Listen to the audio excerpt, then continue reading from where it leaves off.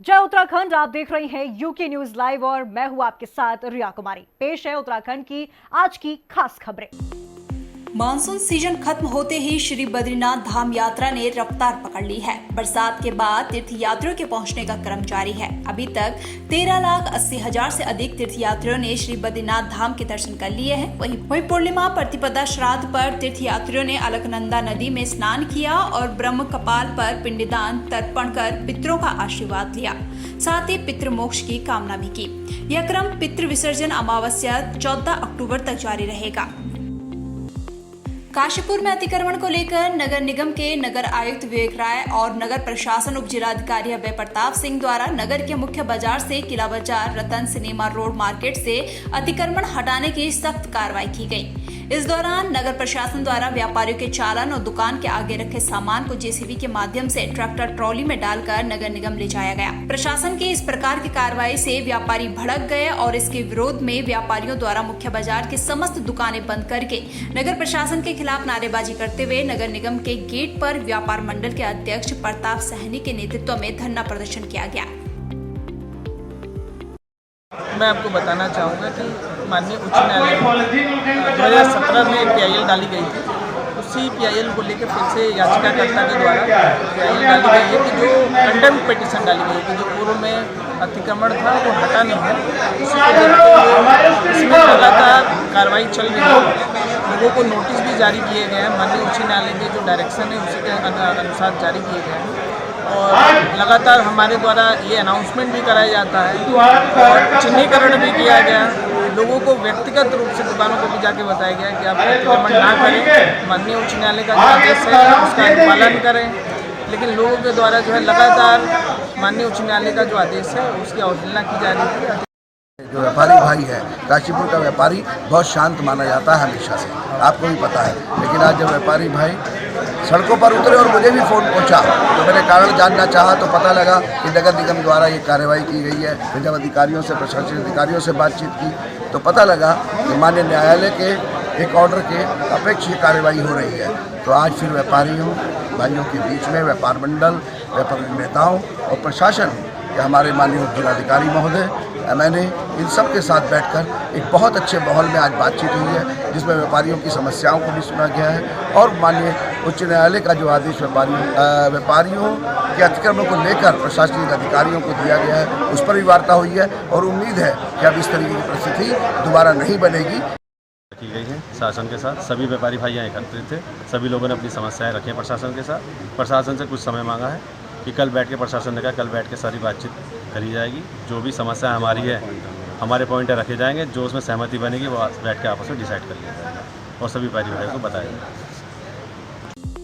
हरिद्वार के ग्राम रावली महदूद के ग्राम प्रधान पर ग्रामवासियों ने गंभीर आरोप लगाए हैं। गांव के लोगों ने ग्राम प्रधान पर फर्जी जाति और फर्जी आय प्रमाण पत्र के आधार पर चुनाव लड़ने का आरोप लगाया है। वहीं ग्रामवासियों ने हरिद्वार के जिलाधिकारी धीराज सिंह गब्रियाल से शिकायत की है। जिलाधिकारी ने कहा कि जांच में दोषी पाए जाने पर कार्रवाई होगी। है जब से ये निर्वाचित हुए हैं तो मेरे द्वारा सूचना अधिकार 2005 के तहत जो सूचना में कागज मांगे गए नॉमिनेशन पत्र से, तो उसमें इनका जाति प्रमाण पत्र का मामला है। फिर मैंने शासनादेशी कॉपी मांगी।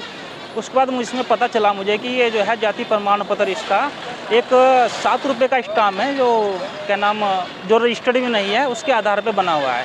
उस संबंध में मैंने जिलाधिकारी महोदय से शिकायत की है और मैं उस संबंधित जाति प्रमाण पत्र संबंधित जो मेरे से दस्तावेज मांगे गए हैं मैंने जिलाधिकारी महोदय को दे दिए गए हैं।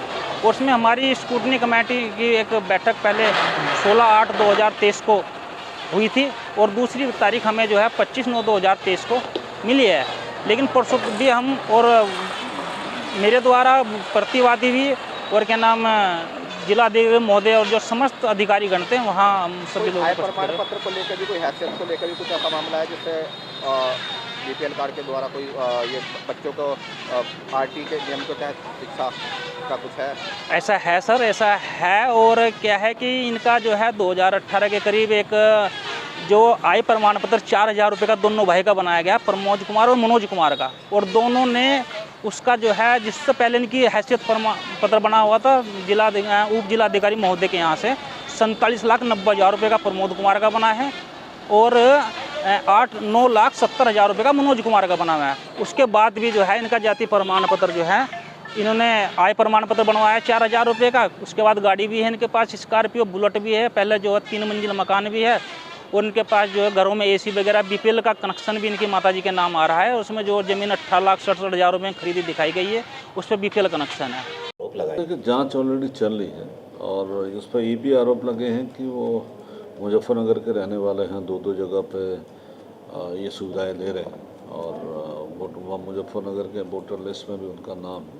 तो उस पर जाँच कर रहे हैं हम लोग, और जो BPL के संबंध में जो शिकायत हुई है उसकी भी जांच हम लोग कर रहे हैं, और जो हैसियत की बात हम लोगों ने कही है उसके बारे में भी हम लोग जांच कर रहे हैं। तो जांच कमेटी हमारी बैठती है और कल भी इसकी सुनवाई हुई थी, और जिस पक्ष ने शिकायत की थी उसको कुछ साक्ष्य में प्रस्तुत करना है, तो वो साक्ष्य जिस दिन प्रस्तुत करेंगे उसी बेसिस पे जांच कमेटी जो भी पाएगी उस पर कार्रवाई हम लोग करेंगे। रुड़की के झबरेड़ा क्षेत्र में उत्तराखंड के पूर्व मुख्यमंत्री हरीश रावत के द्वारा किसानों की आवाज बुलंद करने के लिए कई मांगों को लेकर किसान सम्मान यात्रा निकाली गई। यह यात्रा झबरेड़ा के रॉयल बैंकेट हॉल से शुरू हुई, जिसका समापन किसान चौक पर हुआ। इस दौरान उत्तराखंड के पूर्व मुख्यमंत्री हरीश रावत ने सभी किसान चौक और मंदिरों में जाकर मत्था टेका। पूर्व मुख्यमंत्री ने भगवानपुर के विधायक ममता राकेश, पिरान कलेर के विधायक हाजी फुरकान अहमद, झबरेड़ा के विधायक वीरेंद्र जती, पूर्व राज्य मंत्री गौरव चौधरी, वरिष्ठ कांग्रेस नेता अफरीदी भी शामिल रहे। कांग्रेस पार्टी ने हमारे आदरणीय नेता श्री हरीश रावत जी के नेतृत्व में किसान सम्मान यात्रा एक निकाली, और किसान सम्मान यात्रा के माध्यम से हमने किसानों को उचित सम्मान मिले, इस चीज़ की हम लोगों ने मांग की। उचित सम्मान मैं इसलिए कह रहा हूँ कि पूरे उत्तराखंड में आपदा आई, विशेषतः हरिद्वार का जो किसान है वो बर्बादी के कगार पर पहुंच गया। किसान की फसलें जो है वो पूरी तरह तबाह और बर्बाद हो गई। हम लोगों ने मांग की कि पूरी तरह से सर्वेक्षण और निरीक्षण जो है वो उचित तरीके से किसानों का किया जाए, और हम लोगों ने प्रति बीघा मुआवजा 10 से 12 हज़ार रुपये की मांग की है, क्योंकि किसानों को अपने पैरों पर खड़ा होने के लिए इस मुआवजे की अत्यंत आवश्यकता है। देखिए, किसान क्या होता है, फसल के आधार पर कर्ज ले लेता है, फिर उसकी बुआई करता है और उम्मीद करता है कि जब मेरी फसल पकेगी तब मैं इस कर्ज को लौटा दूंगा। तो एक तो वो कर्ज जो है वो हमारे ऊपर बकाया है। देहरादून में मुख्यमंत्री हाउस कूच के वक्त में ये फैसला किया था कि हम इस मुद्दे को बढ़ाए रखने के लिए किसान सम्मान यात्राएं निकालेंगे, और इस ज़िले के 6 स्थानों पर हम इस तरीके की यात्रा निकालेंगे। आज यहाँ से शुरुआत की, और हमारी लगातार मांग है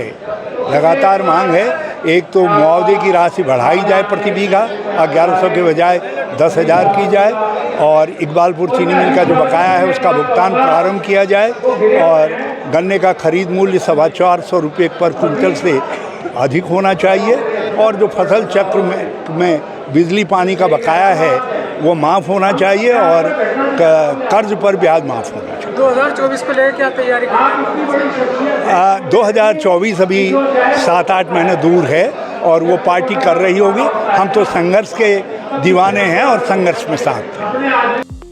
पौड़ी जिले के श्रीनगर क्षेत्र में राजस्व विभाग और खनन विभाग ने ओवरलोडिंग कर खनन सामग्री ले जा रहे 4 खनन डंपर और 1 यूटिलिटी वाहन को सीज किया है। वहीं अलकनंदा नदी में खच्चरों के माध्यम से नदियों में अवैध खनन कर रहे 5 अभियुक्तों पर भी अर्थदंड लगाया है, जिन पर अब विधिक कार्रवाई भी की जा रही है। श्रीनगर में अवैध खनन की सूचनाएं कई बार मिलती हैं, जिसके तहत कल औचक निरीक्षण किया गया और बद्रीनाथ हाईवे पे जितने भी वाहन से सबकी चेकिंग की, जिसमें 4 डंपर और 1 वाहन यूटिलिटी को अवैध ओवरलोडिंग मंडल की करते हुए पाया गया, जिसको सीज करते हुए तहसील प्रशासन को सूचित कर दिया गया, जिन पर चालानी रिपोर्ट कार्रवाई चली। खटीमा शिवसेना नगर अध्यक्ष विजय कुमार के नेतृत्व में शिव सैनिकों एवं बजरंग दल कार्यकर्ताओं ने नगर के मुख्य चौक पर अवैध मांस से भरे एक छोटा हाथी वाहन के साथ 2 युवकों को पकड़कर कोतवाली पुलिस के सुपुर्द किया है। वहीं बरामद मांस के निरीक्षण के लिए मौके पर पहुंचे क्षेत्रीय पशु चिकित्सक संजीव शर्मा ने जानकारी देते हुए बताया कि प्रथम दृष्टया यह मांस भैंस का प्रतीत हो रहा है। पुख्ता पहचान स्थापित करने के लिए मांस का सैंपल जांच के लिए ऋषिकेश लैब में भेजा गया है। एक छोटा हाथी में जिसमें मांस भरा है उसको परिवहन करते हुए ले जाया जा रहा था, तो स्थानीय युवकों द्वारा उसको पकड़ के थाने लाए हैं और इस संबंध में उनके द्वारा लिखित रूप से भी अवगत कराया गया है कि इसमें संदिग्ध मांस है। तो इस संबंध में हम वेटनरी डॉक्टर को बुला के उस मांस की जांच करवा रहे हैं और उसके उपरांत जो भी वैधानिक कार्रवाई होगी वो अमल में लाई जाएगी। इस बात का तो अब वो तो नगर पालिका वाले बताएंगे कि क्यों स्लॉटिंग हो रही थी, और अगर ऐसी स्लॉटिंग हो रही है तो वो अवैध है। उसके जो भी स्लॉट करने वाले लोग हैं उनके विरुद्ध भी कार्रवाई की जाएगी। हमें सूचना प्राप्त हुई थी कि कुछ समय से गाड़ियां जो है इस्लाम नगर से अवैध तरीके से बीट का जो है संचालन कर रहे हैं और ये खटीमा से लेकर न्यूरिया साइड में लेके जाते हैं, जबकि यहाँ 2018 से स्लेटर नगर पालिका परिषद द्वारा कोई भी स्लेटर हाउस को परमिशन नहीं दी गई है। अवैध तरीके से यहाँ पे भैंस के आड़ में गौ का भी काटी जा रही हैं, जिससे हम समस्त शिव सैनिकों एवं बजरंग दल के संयुक्त टीम ने आज प्रातः करीब 8 बजे मैन चौराहा खटीमा पे हमने ये गाड़ी पकड़ी है, जिसमें 2 व्यक्ति, एक ड्राइवर और इसके साथ का सहयोगी है। दोनों को पुलिस के सुपुर्द कर दिया गया है। प्रथम दृष्टया जो गाड़ी में मीट जो पकड़ा गया है उसमें मीट में ज़्यादातर स्किन जो खाल होती है वो लगी हुई है, और भैंस का जो थूथन होता है, आगे का मजल होता है, वो भी इंटैक्ट है, और खुरों के हिसाब से प्रथम दृष्टया प्राइमा फेसी ये जो मीट है वो भैंस का प्रतीत होता है। और फर्दर इन्वेस्टिगेशन के लिए हम इसको सैंपलिंग लेके और इसको लैब हम भेज रहे हैं ऋषिकेश, जिससे वहाँ से कंफर्म पता चल जाएगा ये मीट किसका है। लेकिन प्रथम दृष्टया ये भैंसी का प्रतीत होता है। 2018 से खटीमा के अंदर स्लॉटर हाउस बैंड है, तो किसी भी तरीके की स्लॉटरिंग यहाँ पे अलाउ नहीं है। केवल स्मॉल एनिमल को छोड़ के, बकरों को छोड़ के कोई भी अलाउ नहीं है यहाँ पे। फिलहाल आज के इस खास बुलेटिन में इतना ही। बने रहिए यूके न्यूज लाइव के साथ। नमस्कार।